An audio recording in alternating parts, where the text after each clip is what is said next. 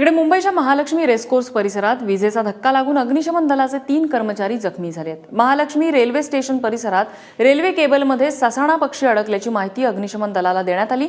या ससाण्याची सुटका करताना विजेचा धक्का लागल्यामुळे हे तिघेही जमिनीवर कोसळले।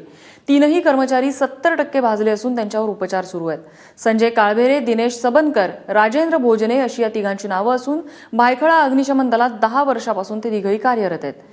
अग्निशमन दलाकडे अशा घटनांसाठी कोणत्या सोयी सुविधा नाहीयेत का असा प्रश्न आता या घटनेनंतर पुन्हा विचारला जातोय।